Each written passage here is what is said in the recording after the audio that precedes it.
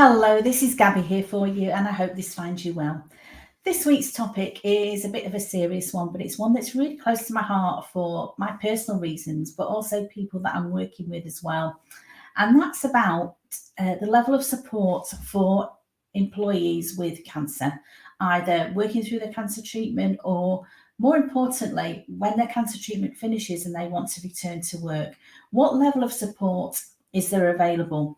So this is something that I talk about a lot because I've got a lot of personal experience with this, but also I've got a lot of experience with clients that I'm working with, that I'm coaching with, and sometimes it's one of the most difficult areas for people, and that's sometimes what they struggle with the most. So I've got a lot of anecdotal evidence about what's good practice and what's bad practice that I see in the UK particularly.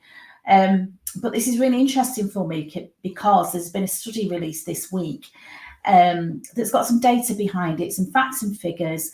And so I'm going to refer back to this report, and I'll put a link below the show notes. So if you're interested, you can see the full report. I'm just going to give you a little bit of a summary about it today and the key findings of this report, what it found, what the current state of play was, and what their recommendations are, which again, as I said, for me is very, very interesting because for me, my working life was such an important part of my life when I worked in the corporate world. And, going back to my cancer diagnosis, at that time, I was somebody who was a senior manager. I was a contractor. I was delivering important projects.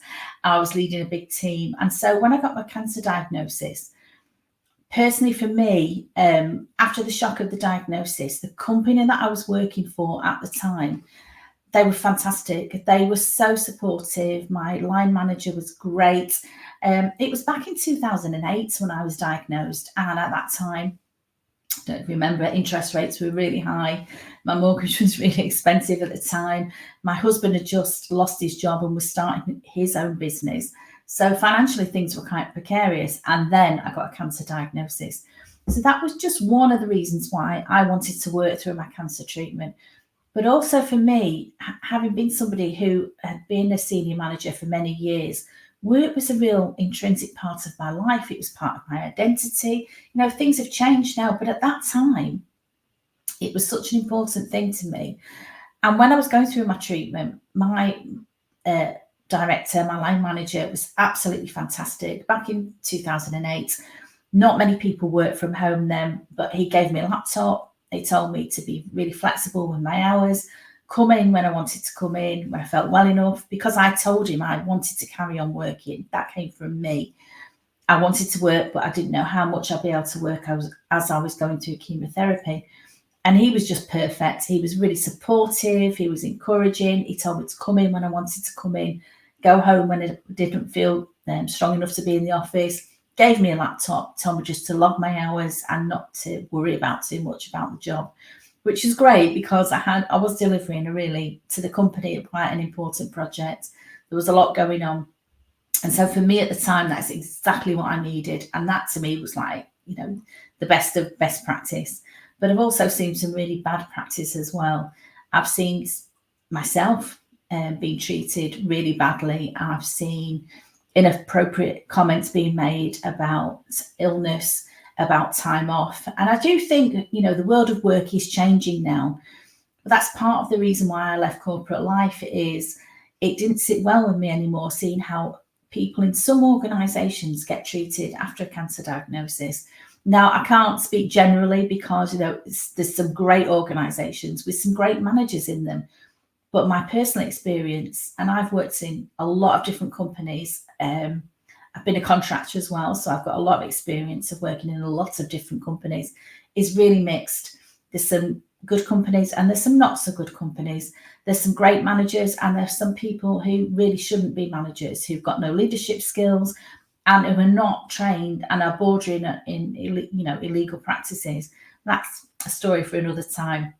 So for me, this study was really, really interesting. I've got my own stories. I've got stories about people that I'm working with, whether they're good or bad, and how they've been treated after their diagnosis. So this study, so I'm going to refer to my notes here and to make sure I get this right, has been published jointly by an organisation called Working with Cancer. And they do some really good stuff supporting people returning to work after cancer treatment finishes. And they've worked with the Institute of Employment Studies. And they wanted to answer the question, how can employers better support employees living and working with cancer?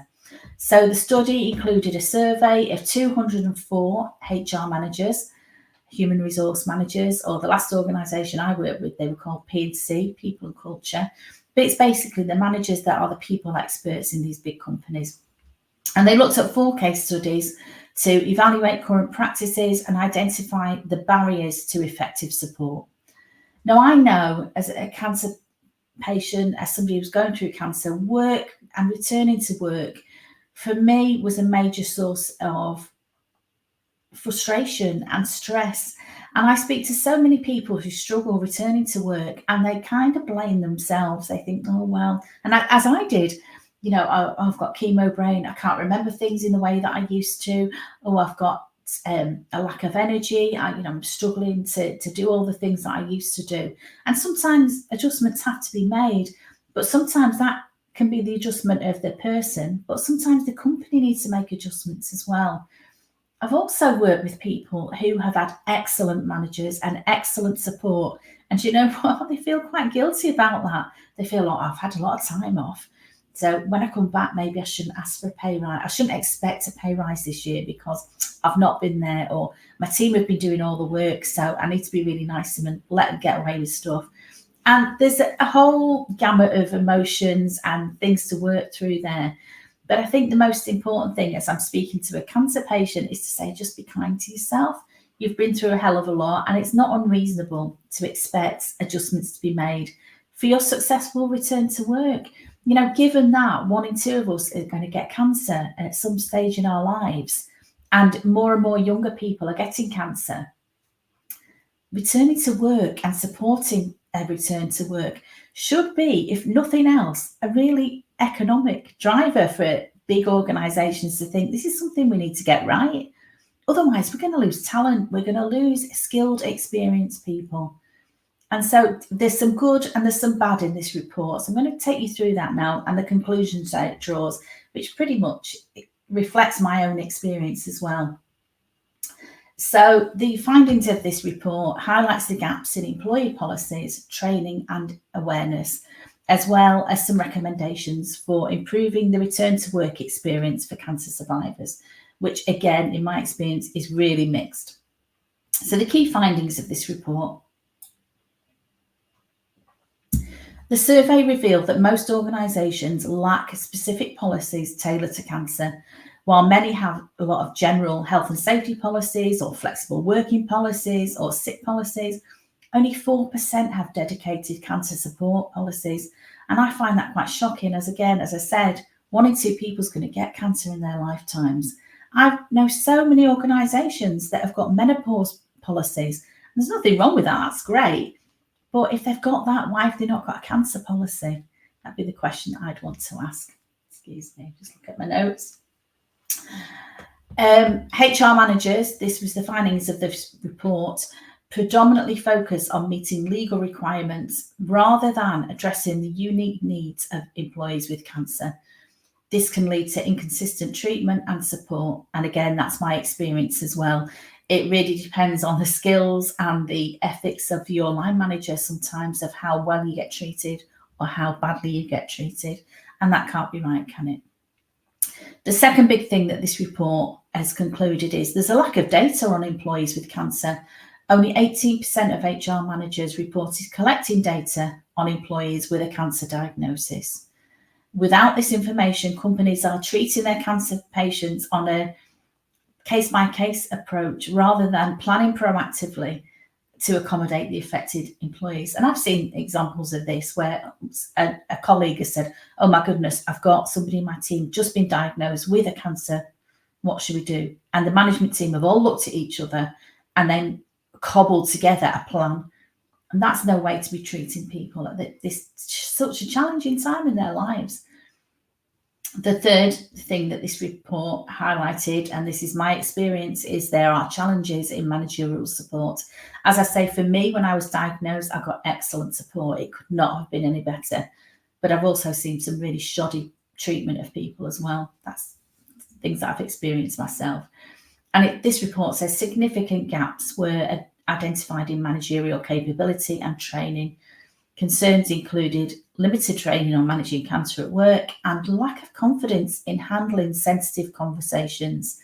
And you may or may not have seen that in your line manager. Some managers, don't know how to speak to people who are different to them, people who are different sex, a different gender, a different generation, a different nationality. Some line managers, as I say, struggle with these basic interpersonal skills.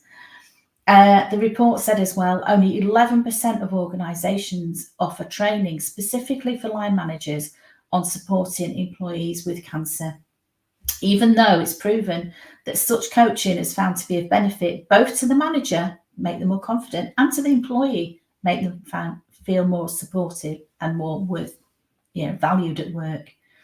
The fourth one was an awareness of legal obligations and of government schemes. So I'm talking about the UK here, and a quarter of HR managers in this study lacked a clear understanding of legal obligations under the Equality Act regarding cancer. These are HR professionals. These are people professionals. This is their job. And only a quarter of them lacked a clear understanding of the legislation they should be working to. I found that quite shocking. The other thing they said, legal obligations, there was a lack of awareness, I should say, of the government's Access to Work scheme, which provides financial assistance for workplace adjustments. And that was also low, with only 54 of HR managers familiar with this. So what's stopping organisations really managing this effectively? There's three things that the report concluded. One was economic barriers. Nearly half of HR managers cited business conditions as a barrier to providing additional support or benefits. Limited, which just says to me that it's not a priority for that business that they're working. Secondly, again, really borne out by my experience, limited managerial capability. A third of HR managers noted that line managers often lack the time to fulfill their people management responsibilities effectively, impacting their ability to support employees with cancer. So sad that, but I've seen it again. So many managers pride themselves on how busy they are. Doing more with less is like a badge of honour. Look at me, I'm flogging my team to death. I don't have time to talk to them all. That's that mantra, but I think, in fairness, that's becoming less and less common now. I'm hoping that working life is changing now. And the third thing that gets in the way is senior management resistance. Lack of senior management support can prevent the expansion of employee benefits and foster a culture that does not prioritise the well-being of cancer survivors. And again, I've seen this so many times. It's almost like survival of the fittest. If you're weak or you're going to have a lot of time off, or I've heard people refer to a pregnant lady, she's going to have loads of time off with her kids. Really derogatory statements. And again, I'm hoping that's becoming more of an old-fashioned thing, and it's happening less and less. However, it still happens far too frequently. And I know bad management practice, and I've been bullied at work in the past as well. Being bullied at work can absolutely devastate people's lives. It is one of the worst things that can ever happen to you in your working life. And it needs to be addressed. And organisations that are serious about looking after their people need to address this. So the recommendations in this report, it's not all doom and gloom. They do recommend some things. And one of the things I'd say about reading this report, it sounds a bit, there's so much wrong. But actually, the fact that a report has been done, to me, gives me hope that people are taking this serious now. They're talking about it. It's starting a conversation. These facts and figures are going to be widely reported. And I'm hoping decent employers and decent HR managers will be taking this on board and thinking, this is something we need to do something about. It's not down to the individual to fight for their rights. They should be well supported, not just by the legislation, but ethically and morally, we should be looking after our people. I've just left an organisation where they in their strap line, it had people come first. It wasn't that, it was something around that. And that wasn't what I saw every day. But anyway, that's another story for another day. So the recommendations for improvement are that companies should develop specific policies and collect data. It's like, sex discrimination, all sorts of discrimination now. It starts with collecting the data. There's pluses and minuses to that. We know you hear people saying, oh, we've got to fill quotas and all these things negative, but actually you've got to start with some awareness. You've got to start by dealing with facts, not just stories about where things have gone wrong. Tracking the number of employees with cancer can help companies better understand the challenges and plan supportive measures. The second one is enhance employee benefits and workplace adjustments. Flexible working arrangement and access to health assistance programs are common, but additional services such as rehabilitation, health-related coaching, and workplace counselling could be considered as well. And also to regularly review the effectiveness of workplace adjustments. Is this what people need? Just because somebody in HR thinks it's a great idea, is that really what people need? So check in with your people. The third thing, and this to me is key, is strengthen managerial training and support. Line managers and HR staff should be receiving comprehensive training on cancer-related issues. If they're not aware of it, they don't know what the legal issues are, how can they possibly be expected to be carrying them out properly? Legal obligations and effective communication strategies. Ensuring managers have the capacity and emotional support needed to assist employees with cancer is vital. I sound like I've been quite critical of a manager here or several managers. But actually, if they're not equipped to deal with it, that can be quite hard. You don't know what's going on, what their history is, what the word cancer means to them. They could be so frightened of saying the wrong thing that it could be bringing back things in their family that are bad experiences. We don't know. So the line managers need support as well. And the fourth thing here, promote awareness of government support.